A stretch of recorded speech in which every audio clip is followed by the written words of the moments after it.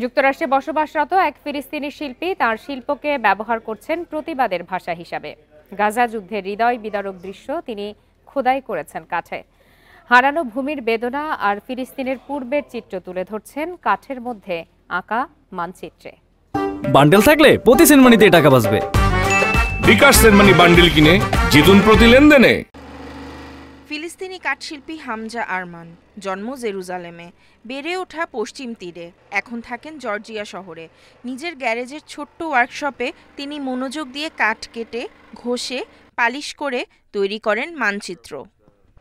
হামজার শিল্প কেবল প্রদর্শনের নয়, রাজনৈতিক প্রতিবাদেরও।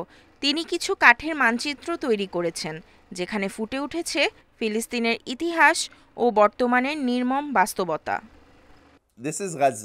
এটা হলো গাজা। এটাই ছিল 1948 সালের আগের গাজা, আর এখন গাজা হলো এই ছোট্ট অংশটা।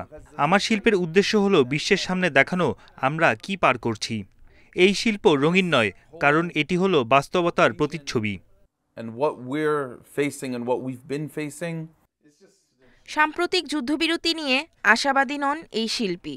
যুদ্ধবিরতি কিছুটা স্বস্তি এনেছে ঠিকই, কিন্তু তার মতে শান্তি এখনো অনেক দূরে।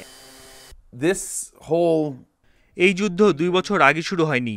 আমরা যখন ছোট তখন থেকেই এগুলো দেখছি। এটা আমাদের জীবনেরই অংশ।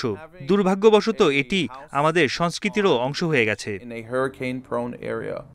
হামজা আরমানের শিল্পভ্রমণ শুরু হয় 2 দশক আগে, 2001 সালে গয়না তৈরির মাধ্যমে।